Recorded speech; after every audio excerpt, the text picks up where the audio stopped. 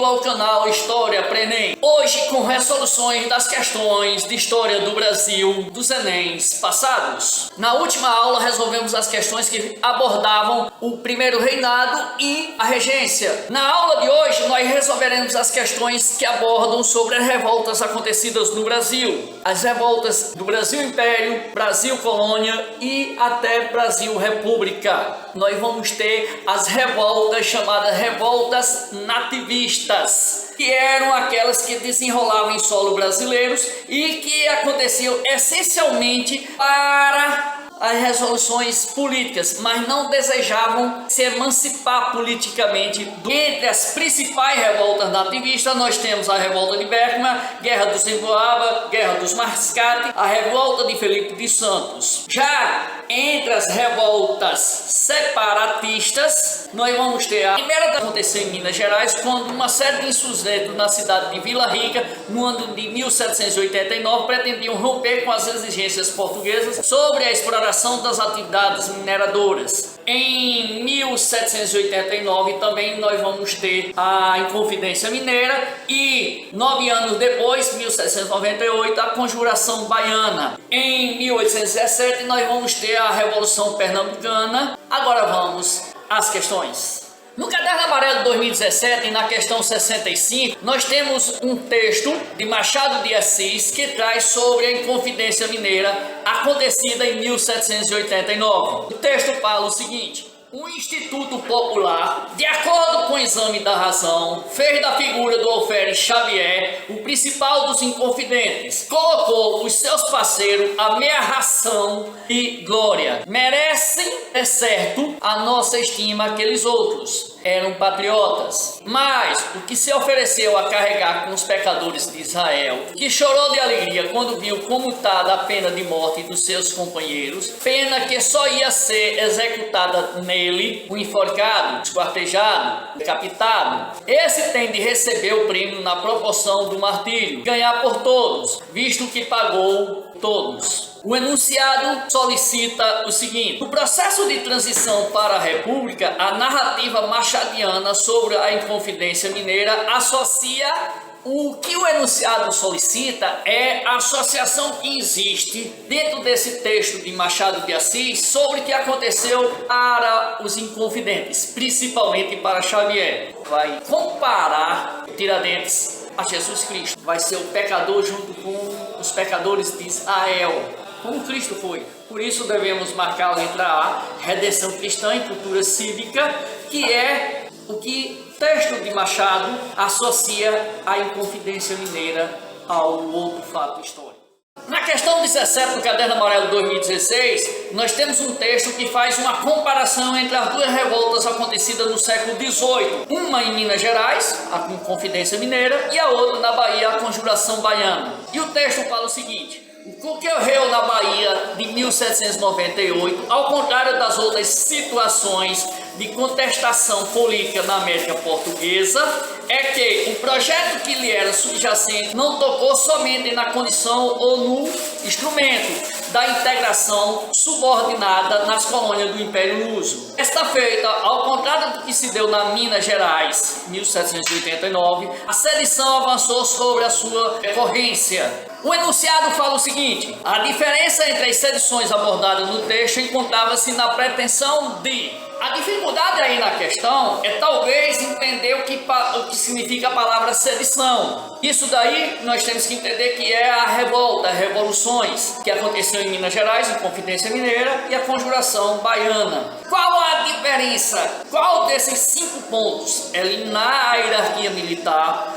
abolir a escravidão africana, anular o domínio metropolitano, suprimir a propriedade fundiária, extinguir o absolutismo monárquico. Qual desses 5 pontos foi pretendido pela Conjuração Baiana e não foi pretendido pela Inconfidência Mineira? A revolta dos alfaiates, ou Conjuração Baiana, é um movimento que ocorreu em 1798 e teve o apoio da elite e principalmente das camadas populares, como os negros e mulatos, artesãos, pequenos comerciantes, escravos, alfaiates e libertos. Se modificaram, abolir a escravidão africana, pois muitos dos membros eram das camadas populares. Já na Inconfidência Mineira, eles não pretendiam abolir a escravidão africana, visto que os rebeldes gerais, eles eram da elite e eles tinham escravos, e eles não pretendiam libertar escravos. Entre as duas alternativas, a única que tem é a escravidão africana. Por consequência,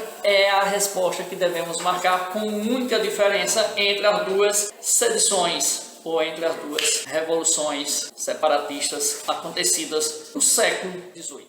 Na questão 8 de 2009, nós temos um texto do ícone da historiografia brasileira Boris Fausto, que fala sobre a Confederação do Equador. O texto é o seguinte: a Confederação do Equador contou com a participação de diversos segmentos sociais, incluindo os proprietários rurais que, em grande parte, haviam apoiado o movimento de independência e a ascensão de Dom Pedro I ao trono. A necessidade de lutar contra o poder central fez com que a aristocracia rural mobilizasse as camadas populares, que passaram então a questionar não apenas o autoritarismo do poder central, mas o da própria aristocracia da província. Os líderes mais democráticos defendiam a extinção do tráfico negreiro e mais, igualmente, social. Essas ideias assustaram os grandes proprietários de terra que, temendo uma revolução popular, decidiram se afastar do movimento. Abandonado pelas elites, o movimento enfraqueceu e não conseguiu resistir à violenta pressão organizada pelo governo imperial. Com base no texto, é possível concluir que a composição da Confederação do Equador envolveu, a princípio, o questionamento é sobre o que fala o texto dentro da composição dos participantes da Confederação do Equador, ou seja, quem é que vai participar da Confederação do Equador, segundo Boris Fausto. A Confederação do Equador foi um movimento revolucionário que ocorreu no Nordeste do Brasil em 1823-24, durante o período imperial. Foi uma reação à Constituição outorgada por Dom Pedro I no mesmo ano. Essa Constituição mantinha o Brasil preso a um governo centralizador. Iniciado em Pernambuco, o movimento se espalhou rapidamente por todas as províncias da região, Paraíba, Ceará e Rio Grande do Norte. Ficou conhecido por esse nome, Federação do Equador, justamente por causa da aproximação da região onde ocorreu a revolta com a linha do Equador. A pretensão deles era separar-se do Brasil, formar então o Estado do Equador. A repressão do governo central foi severa. Pouco depois do movimento ter sido derrotado, a província de Pernambuco acabou perdendo parte de seu território, liga com marca do Rio São Francisco, para a província da Bahia. As cidades de Remanso, Casa Nova, que antes pertenciam à província de Pernambuco, hoje pertencem à Bahia por causa da repressão do governo federal. Mas, ao lermos o texto, nós vamos ver que a resposta é a letra B, pois tivemos diversas camadas populares participando da revolta da Confederação do Equador. E diz aí a letra B, diversas camadas, incluindo os grandes latifundiários na luta contra a centralização política. No Caderno Amarelo de 2015, na questão 15, nós temos dois textos sobre a Guerra de Canudos, que aconteceu entre 1896 e 97. O texto 1, de Euclides da Cunha, fala o seguinte: Canudos não se rendeu, exemplo único em toda a história. Resistiu até o esgotamento, vencido palmo a palmo. Na precisão integral do termo, caiu no dia 5, ao entardecer, quando caíram seus últimos defensores, que todos morreram. Eram 4 apenas, um velho, 2 homens feitos e uma criança, à frente dos quais rugiam raivosamente 5.000 soldados. No texto 2, Humberto Soares, temos o seguinte: na trincheira no centro do reduto permaneciam 4 fanáticos sobreviventes do extermínio. Era um velho, coxo por entretenimento e usando o uniforme da Guarda Católica, um rapaz de 16 a 18 anos, um preto, alto e magro e um caboclo. Ao serem intimados para deporem as armas, investiram com enorme fúria. Assim estava terminada e de maneira tão trágica a sanguinosa guerra que o banditismo e o fanatismo traziam acesa por longos meses naquele recanto do território nacional. O enunciado fala o seguinte: o relato dos últimos atos da Guerra dos Canudos fazem uso de repressões que se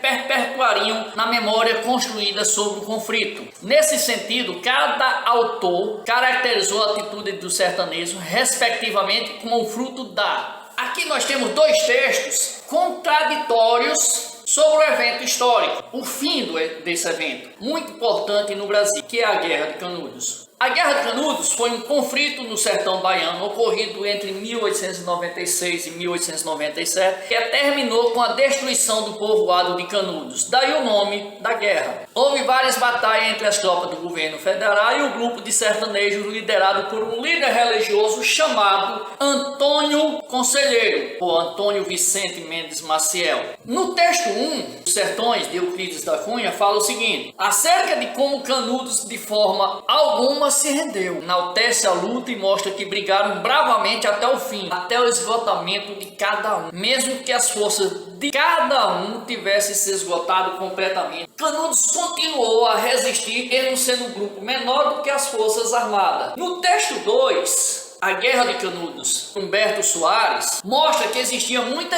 irracionalidade dos que resistiram bravamente, que já estavam esgotados, que isso beirava a loucura. Os dois textos enfatizam justamente o critério de não desistir, cada um mostrando o seu lado e a sua visão. O primeiro texto vai justamente trabalhar a bravura dos quatro, já o segundo texto vai trabalhar a loucura que eles tinham. Então, devemos marcar a letra E. No Caderno Azul de 2018, nós temos a questão 71, que traz um texto sobre a revolta da Chibata, que aconteceu em 1910. O texto de Maestre fala o seguinte: os seus líderes terminaram presos e assassinados. A marujada rebelde foi inteiramente expulsa da esquadra. Num sentido histórico, porém, eles foram vitoriosos. A chibata e outros castigos físicos infamantes nunca mais foram oficialmente utilizados. A partir de então, marinheiros, agora respeitados, teriam sua condição de vida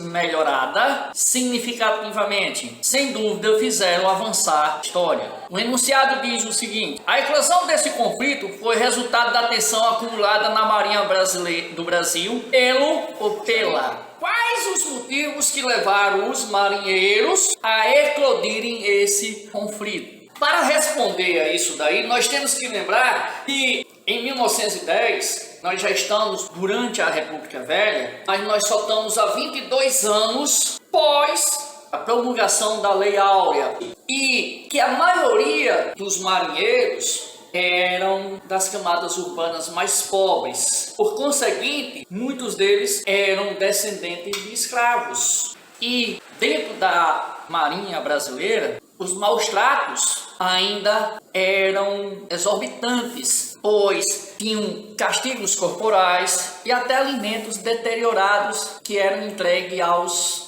marinheiros. Era um exemplo da mentalidade preconceituosa e escravista que reinava principalmente na marinha. O alto escalão da marinha eram descendentes de famílias ricas que detinham escravos na época anterior a 1889. Por isso, devemos marcar a letra E, que diz: manutenção da mentalidade escravocrata da oficialidade após a queda do regime imperial, pois a explosão do conflito foi resultado da tensão que se acumulava na Marinha do Brasil desde o fim do Império. Bem, galera, chegamos ao final de mais uma aula do canal História para Enem com resoluções de histórias do Brasil. Hoje resolvemos as questões sobre as revoltas acontecidas no Brasil, colônia, império e república. Na próxima aula trabalharemos sobre o segundo reinado. Agora, bons estudos e fiquem com Deus. Até a próxima.